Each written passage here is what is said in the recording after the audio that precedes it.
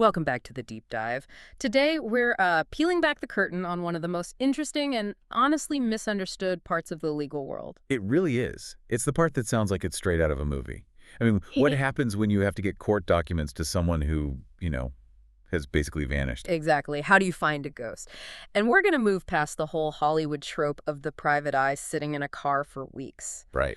The reality of finding a hard-to-locate person, a skip, they call them, is this really sophisticated mix of technology, strict legal rules, and just good old-fashioned investigative work. And that whole process has a name.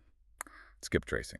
Hmm. So today our mission is to really open up the toolbox these professionals use. We're going to get into the powerful databases they use, the ones you and I can't access. And maybe most importantly, the legal framework that keeps it all in check. Yes, specifically federal laws like the Fair Credit Reporting Act, the FCRA, and the Gramm-Leach-Bliley Act, or GLBA. Yeah. Those laws dictate exactly what they can and can't do. That's such a critical point, the difference between a legal investigation and just snooping. Okay, so let's get into it. Where does a search like this even begin? It always starts with the basics. You can have the best tech in the world, but it's useless without good starting information from the clinic. Yeah, garbage in, garbage out, right. Precisely. The whole search really hinges on the quality of that initial data. It's like putting the right coordinates into a GPS. So what are those coordinates? What are the absolute must-haves to even start a trace? Well, there are four key things we look for. First, and this one's obvious, is the full legal name. And any known aliases are huge. Like a maiden name, or maybe a professional name they use. Exactly. But, that name can be common. So that brings us to the next absolutely vital piece of information. The thing that separates all the John Smiths in the world. You got it. The date of birth. The DOB. Almost every professional database search relies on a DOB to filter the results. Without it, you're just looking at a giant unusable list. It's the unique identifier. It is. And then number 3 is the last known address. Yeah. Even if it's 10, 20 years old, it's a starting point. A point on the map where you know for a fact they once existed. Yes. And number 4, which can be the most powerful, is the last known place of employment. Oh, that's interesting. Why is the job so important? I think the address would be more critical. Well, people move houses all the time. Right. But their employment history tends to get logged more reliably in certain financial and professional systems. If you can find where someone works now, you often have a stable place to serve them.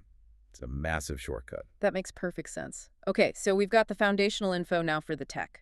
Because like you said, if someone's really trying to disappear, a simple Google search isn't going to cut it. Not even close. This is where we really get into the deep dive. We're past public records now.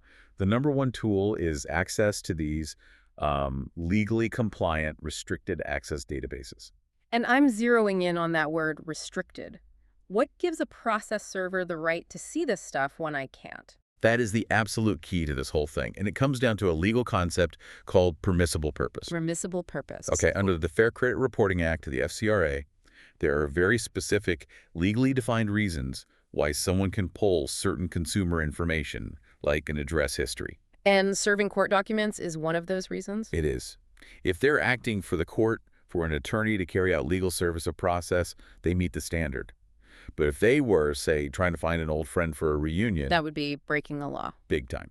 That legal requirement is the firewall. It's what makes the data so powerful, but also so protected. That's a huge distinction. So now that they're in legally, what are these databases showing them that's different from public records? Think of it less as a single file and more like a huge profile built from thousands of different data streams, all compiling in real time. Wow. They're pulling from things like credit header data, so that's your name, DOB, Yeah. current and past addresses tied to your accounts. They're seeing proprietary utility records, DMV data. Wait, credit header data. Let's be clear. They're not seeing my credit score or my bank balance, right? No, absolutely not. That's protected. They're only seeing the demographic info at the top of the report, the header. Name, address, that kind of thing. Got it. But the power is seeing the pattern, the whole address history over, say, the last 10 years. You could see a person's entire pattern of movement. You also mentioned they can find known associates. How does that work? Isn't that a privacy issue? It's incredibly useful, especially in tough cases. The databases map out connections like shared addresses, cosigned loans, family members listed on public records. So they can see, for instance, that the target's brother just bought a house in another state. Ah, so if the trail for your target goes cold, you start looking at the people they're legally connected to. Exactly. But, and this is critical, that's just a lead. It's not proof. So you have to verify it? You have to. You cross-reference. Yeah. Does the brother's new address show up in any other database connect to your target? Does a phone number match? You're looking for multiple points of data to line up before you act. So the database doesn't just give you the answer. It gives you a list of strong possibilities. That's the perfect way to put it. It gives you probable locations. Yeah. The investigator's job is to use their judgment to turn that probability into a certainty. Which is the perfect segue. The tech has pointed you to a specific house on a specific street. Now you need to do the on-the-ground confirmation, the field work. This is where experience really comes into play.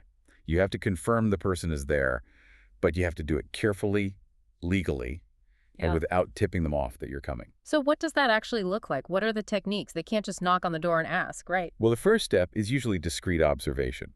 We're not talking about a week-long stakeout. It's more about short, targeted visits. Like what? Does the car in the driveway match the vehicle registered to the target? Is the person matching their description seen leaving for work in the morning? You're just verifying the data before you attempt service. And then there's talking to neighbors, the neighborhood canvas. That feels like a real tightrope walk. It is. It's a very delicate thing. It's all about professional, ethical questioning.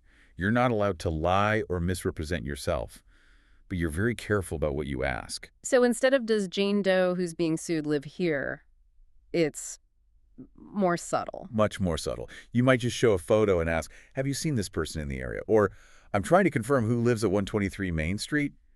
You're gathering confirmation, not spreading gossip. What happens if you get there, the data looks solid, but the person who answers the door says, oh, they moved out last month? That happens all the time. Yeah. A real professional doesn't just turn around and leave. They'll try to get a new piece of information, legally. Do you happen to have a forwarding address? Or do you know which city they moved to? So the fieldwork itself can generate new leads. Instantly. That new piece of info, even just a state, goes right back into the system, and the skip trace starts again. But now it's much more focused. It's that combination of high-tech data and human experience that leads to a high success rate.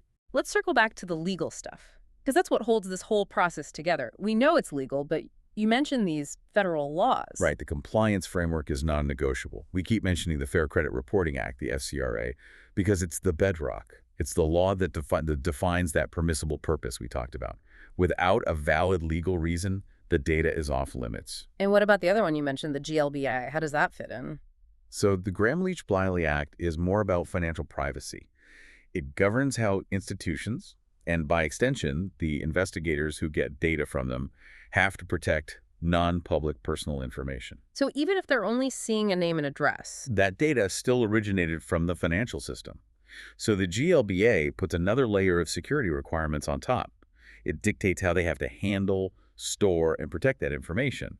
They have to maintain total confidentiality. So it's not just about getting the data, it's about having the secure systems to manage it. Exactly. Any firm that breaks these rules faces huge fines, but more importantly, they lose access to the databases. The system polices itself because that access is everything. That makes a lot of sense. So a practical question I'm sure you get all the time. How long does this all take? Are we talking hours or weeks? It varies so much. I mean, if the person just moved and their new address popped up on a public utility record, a trace could be done in a few hours. Quick data hit, quick confirmation. But what about the really tough cases? The people who go off the grid, pay in cash, live with family? The true hard skips. Yeah, those can turn into a multi-day investigation. You're digging deep into that associate data, maybe visiting multiple locations, talking to more people. A really complex case can easily take several days of dedicated work. Wow, it really is a methodical hunt. Okay, so we've established the entire process, from the client uploading documents to the investigator on the ground, is professional, it's regulated, and it's all in service of due process. It's the engine that makes sure the court system can actually function. It ensures everyone gets notified, no matter how hard they might try to hide. And that brings us to the end of our deep dive. What we've really learned is that finding someone isn't about luck. It's a methodical process combining that restricted legal data access granted under the FCRA's permissible purpose rules with smart, ethical fieldwork. It really highlights how every step in the legal world, even just finding an address, is governed by these strict federal laws that balance the need for justice with the right to privacy. And that legal framework, all that mandated security and compliance, is the perfect jumping off point for our final thought. So think about this. We've just spent this time learning how professional investigators, for a legal purpose, have to abide by the really strict rules of the FCRA and the GLBA just to access your address history or employment data. So if professionals operating under a legal mandate have to navigate such a complex regulatory minefield, it raises a pretty important question. What does this level of complexity imply about the protection of your own personal information when it's being handled by non-legal groups like, say, data brokers or marketing firms who operate under a whole different and often looser set of rules? It's a sobering thought. It reminds you that your digital footprint is out there, but who gets to see it and why is really what matters. We'll see you next time for the next deep dive.